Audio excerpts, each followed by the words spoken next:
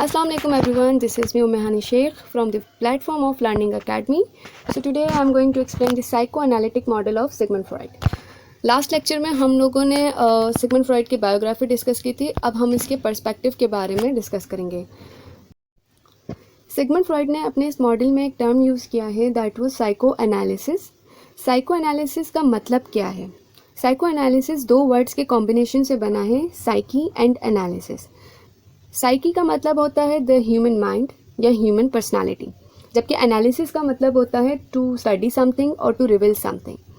तो basically Sigmund Freud ने term इसलिए यूज़ किया था क्योंकि सिगमंड फ्रॉइड इंसान के माइंड को रिवील करना चाहते थे और उसके ज़रिए वो इंसान की पर्सनालिटी को अंडरस्टैंड करना चाहते थे, क्योंकि उनका मानना था कि इंसान का जो माइंड है वो इंसान की पर्सनालिटी पर असरअंदाज होता है और वही इंसान की पर्सनालिटी को रेगुलेट कर रहा है, कंट्रोल कर रहा है.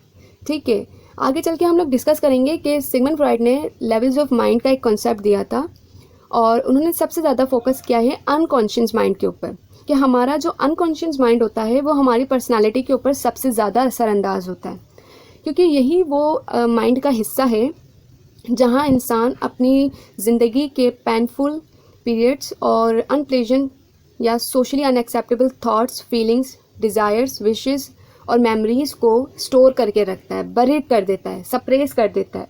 और जब वो यहाँ इन तमाम तर चीज़ों को स्टोर करता है तो यही सारा अनकॉन्शियस कंटेंट इंसान की पर्सनालिटी में प्रॉब्लम्स क्रिएट करता है. और कभी कभार तो ऐसा होता है कि ये प्रॉब्लम्स साइकोपैथोलॉजी की तरफ ले जाती हैं इंसान को, यानी साइकोलॉजिकल डिसऑर्डर में तब्दील हो जाती है. तो बहुत से ऐसे पेशेंट जो कि साइकोलॉजिकल डिसऑर्डर में मुब्तला थे, वो जब सिगमंड फ्रॉइड के पास आते थे तो सिगमंड फ्रॉइड की एक ख़ास ट्रीटमेंट अप्रोच होती थी. वो किस तरह से ट्रीट करते थे पेशेंट्स को? वो पेशेंट के अनकॉन्शियस माइंड के ऊपर फोकस करते थे और उसके अनकॉन्शियस कंटेंट को बाहर निकालने की कोशिश करते थे और उस कंटेंट को इंडिविजुअल की कॉन्शियस अवेयरनेस में लाते थे और उससे आइडेंटिफाई करवाते थे कि तुम्हारी प्रॉब्लम की जड़ ये है जो कि तुमने अनकॉन्शियस माइंड में स्टोर करके रखी है. ठीक है, तो ये एक कॉन्सेप्ट था, ये इनका मॉडल था, जिसकी वजह से सिगमंड फ्रॉइड ने अपने पर्सपेक्टिव का नाम ही साइको एनालिसिस रखा. राइट. तो इसके बाद इसी पर्सपेक्टिव के अंदर, अपने इस मॉडल के अंदर इन्होंने बहुत सारे कॉन्सेप्ट्स दिए हैं, जैसे कि levels of mind, structure of personality, conflict between the components of personality, types of anxiety, instinct or drives, psychosexual developmental stages of personality, fixation and last one is defense mechanism. ये सारे topic इनके model में बहुत ज़्यादा important है और one by one हम हर एक टॉपिक को कवर करेंगे इस वीडियो के अंदर. सबसे पहला इन्होंने जो कॉन्सेप्ट दिया था अपने पर्सपेक्टिव में, that was levels of mind. अच्छा, सिगमंड फ्रॉइड ने क्या किया था कि माइंड की 3 लेवल्स बताई थी, यानी माइंड को 3 हिस्सों में डिवाइड किया था. अब यहाँ पे एक चीज़ पे गौर करने की ज़रूरत है कि यहाँ मैं बात कर रही हूँ माइंड की, नॉट अ ब्रेन. ठीक है, ब्रेन एक ऑर्गन है जो कि फिजिकली एग्जिस्ट करता है, जबकि माइंड एक हाइपोथेटिकल कॉन्सेप्ट है. ठीक है, और मतलब ना नज़र आने वाला, ना दिखाई देने वाला. और इसके बावजूद भी, जबकि माइंड नज़र नहीं आता, उसके बावजूद भी सिगमंड फ्रॉइड ने इसकी 3 लेवल्स बता दिए हैं, इसको 3 हिस्सों में डिवाइड कर दिया है. नंबर 1 कॉन्शियस माइंड, सेकंड था प्री कॉन्शियस या सबकॉन्शियस माइंड और थर्ड था अनकॉन्शियस माइंड. और सिगमंड फ्रॉइड का मानना था ये तीनों माइंड के हिस्से मिलकर मेंटल आइसबर्ग बनाते हैं. एक आइसबर्ग इस तरह की एक डायग्राम होती है. आइसबर्ग इसको कहते हैं कि बर्फ़ का इतना बड़ा तोदा जो कि आधा पानी के अंदर होता है और आधा सरफेस पे होता है. ठीक है, तो इनका मानना था कि इंसान का जो कॉन्शियस माइंड है वो इतना होता है जितना कि इस वक्त आपको बर्फ़ का ये हिस्सा, ये आइसबर्ग सरफेस के ऊपर नज़र आ रहा है. इतना हिस्सा इंसान का कॉन्शियस माइंड है, जबकि प्री कॉन्शियस सिर्फ थोड़ा सा एक लाइन है बीच के अंदर, और जबकि अनकॉन्शियस इंसान का वो हिस्सा है जो कि इंसान छुपा के रखता है, बिल्कुल वैसे ही जैसे इस आइसबर्ग ने अपना बर्फ़ का इतना बड़ा हिस्सा पानी के अंदर छुपा के रखा है. ठीक है, ये हिडन पार्ट है जो कि इंसान सबके सामने एक्सप्रेस नहीं करता, और यही वो मेन पार्ट है जो कि इंसान की पर्सनैलिटी को रेगुलेट कर रहा है. ये तमाम पार्ट्स हम वन बाय वन डील करेंगे इस वीडियो के अंदर.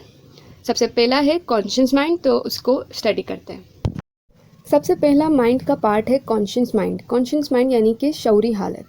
कॉन्शियस स्टेट कहते किसको है? The current state of mind is conscious state, ठीक है। यानी कि कोई भी पर्सन जब अपनी करंट स्टेट में होता है तो वो कॉन्शियस स्टेट में होता है, बेसिकली शऊर की हालत में होता है। यानी कि एक ऐसी स्टेट जिसमें इंसान के 5 सेंसेस एक्टिव हो तो वो कॉन्शियस स्टेट कहलाती है। एक ऐसी स्टेट जिसमें इंसान को पता हो कि वो क्या बोल रहा है, क्या सुन रहा है, क्या देख रहा है, क्या सोच रहा है, ठीक है। तो जब इन चीज़ों का उसे पता हो तो वो इंसान की कॉन्शियस स्टेट कहलाती है। फॉर एग्ज़ाम्पल कि अगर एक टीचर क्लास में लेक्चर दे रही है तो उसे अंदाज़ा है, उसे मालूम है कि उसे क्या क्या बोलना है, क्या क्या बोर्ड पर लिखना है और क्या क्या समझाना है। तो ये टीचर की कॉन्शियस स्टेट होती है। सेकंड माइंड का पार्ट है प्री कॉन्शियस या सब conscious mind. Pre conscious mind को सब कॉन्शियस माइंड भी कहते हैं और ये मिडिल पार्ट है।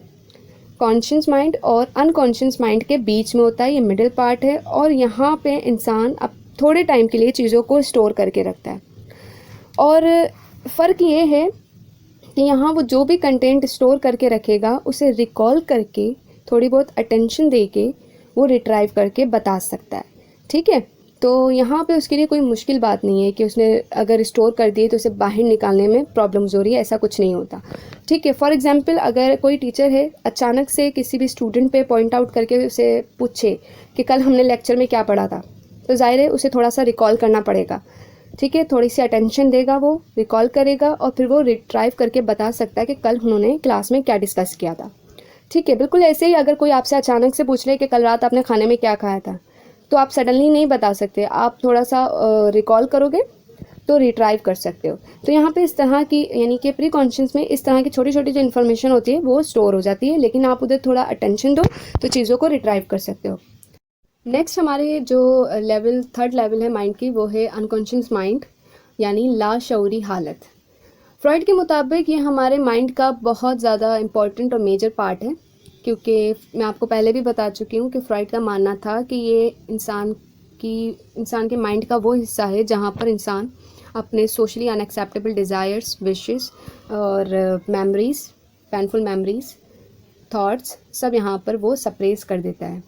वो सारा कंटेंट वो यहाँ पे दबा देता है और हाइड करके रखता है दूसरों से, और यहीं मौजूद सारा कंटेंट इंसान की पर्सनालिटी को रेगुलेट कर रहा होता है, उसकी पर्सनालिटी के अंदर इंटरनल कॉन्फ्लिक्ट्स पैदा कर रहा होता है, ठीक है। अगर से कोई इंडिविजुअल इन कॉन्फ्लिक्ट्स को रिजॉल्व कर लेता है तो उसकी जो पर्सनालिटी है वो साइकोलॉजिकली स्ट्रॉन्ग होती है, स्टेबल होती है।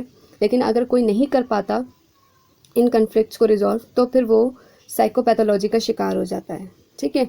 और साथ साथ फ्रॉइड का मानना था कि यहाँ जो भी कंटेंट मौजूद होता है वो इंसान के ड्रीम्स में अपीयर होता है, यानी हमें जो भी ख्वाब आते हैं वो बेसिकली हमारे लाशऊरी हिस्से में मौजूद हमारे कंटेंट की वजह से आते हैं जो हम लोगों से छुपा देते हैं, ठीक है। वही चीज़ें हमें ख्वाबों में नज़र आती हैं। तो ये बेसिकली बड़ा इम्पोर्टेंट पार्ट करार दिया था। So this is all about the introduction of psychoanalysis and the levels of mind. Hope you all understand it well. Thank you.